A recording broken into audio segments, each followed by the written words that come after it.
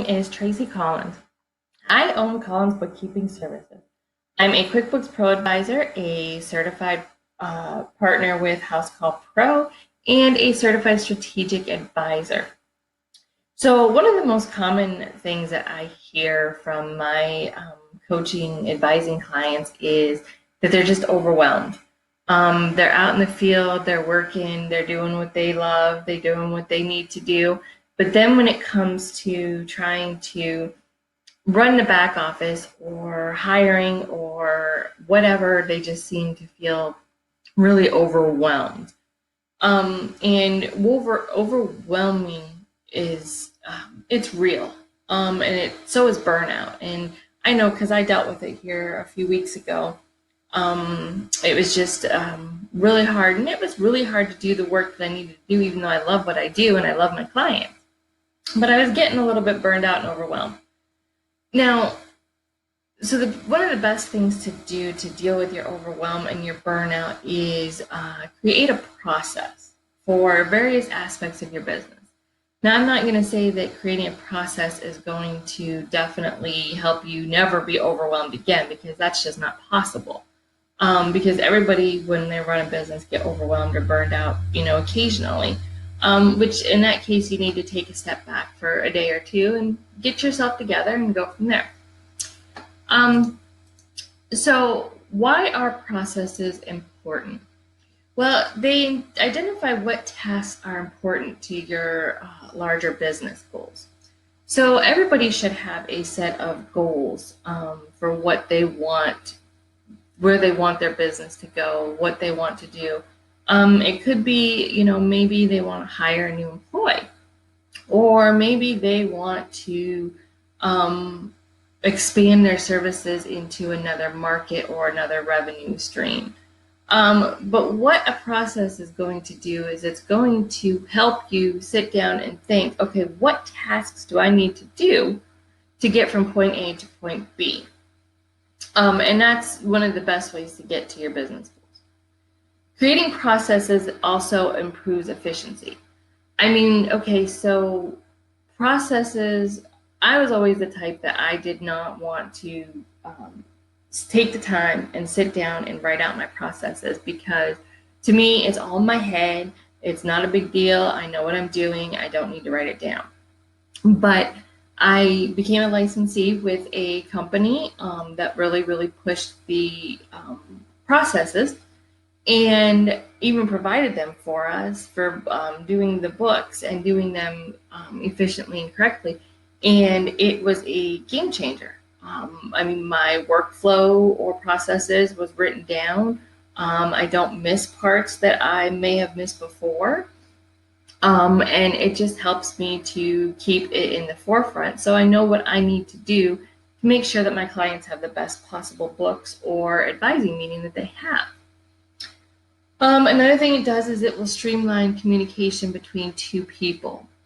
So maybe, for example, you have a process of taking information down for a new potential client. So what you can do with that is, if you create a checklist of the processes that are needed to be done, then your office person or yourself can hand that checklist over to yourself or a client, or an employee or whoever, to help them see what information they've got and what information is they needed. It prevents chaos from your day-to-day operations. If you know exactly what processes you have and you know exactly what needs to be done from day to day, you're going to have very little chaos. You're going to be able to go into the office or get up in the morning or however you want to do it and know exactly, okay, this is what I need to do for the day. And it gives you the ability to standardize a set of procedures. Now, I love this benefit of it so much, because for those who want to hire an employee, if you're anything like me, delegating work is really, really difficult. And it's in your head that nobody's going to be able to do it like me. Nobody's going to be able to do it as good as me. so on and so forth. But if you sit down and write out your processes, it'll give you the standardized set of procedures, and it also helps with training the potential employees that you have.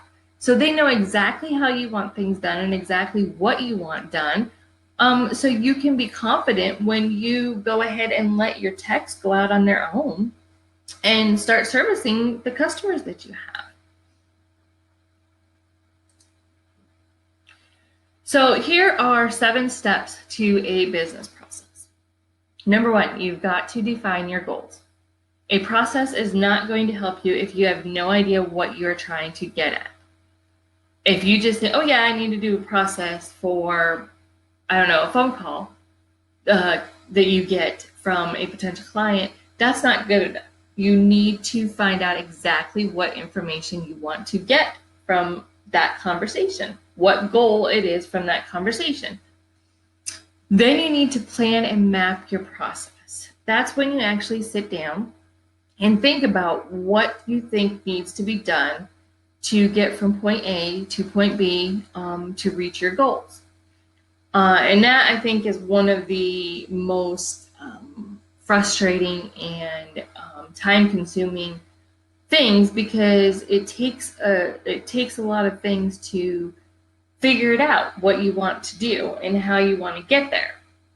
The number 3 is set actionable steps. When I say actionable steps, that means you need to do step by step exactly what they want to do. So if they want to, based on whatever your goal is, what action step needs to be done to get to the next action step, to get to the next action step, to get to the final goal. And then you don't want to test the process. And this is kind of where you go in and, if you have employees or whatever, you can present this to your employees, or even have them help you go ahead and come up with these processes and these actionable steps, and test the process. And, do a couple dry runs, maybe have a couple, have them use a couple of them use the process, a couple of times, and see what works and what doesn't work. And I mean, a process is never 100% going to be complete. There's always going to be room for improvement. So you want to test the process. And then once you think you've got pretty much everything that you want, then you need to implement the process and make it so that everybody who has a part in the goal that you're trying to reach does this process and standardizes it. I mean, you may get some pushback, but once you start getting people to follow the procedures and follow the process and stick to it, I think that they're going to realize that they're a lot happier and it's a lot less chaotic. And then obviously monitor the results. You need to monitor the results to make sure they're getting the results that you want. And if you aren't getting the results that you need, then go back to the drawing board and tweak it a little bit. Again, it's a process is never 100% done. You continuously have ways to handle your processes and improve them and things like that. And then the 7th and final step is to repeat. Repeat it for every goal that you have that you want to set in your business.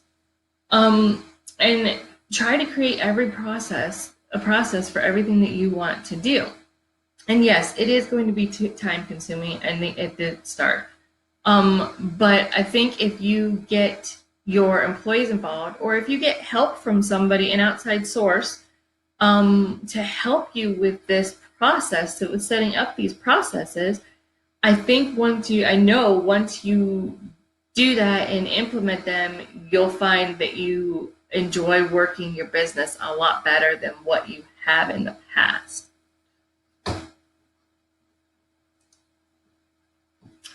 So that's really all that I have, except just stop the overwhelm and set up processes now. And if you have any questions or any concerns or anything else, please do not hesitate to reach out to me via my website at www.collinsbookkeeping.com.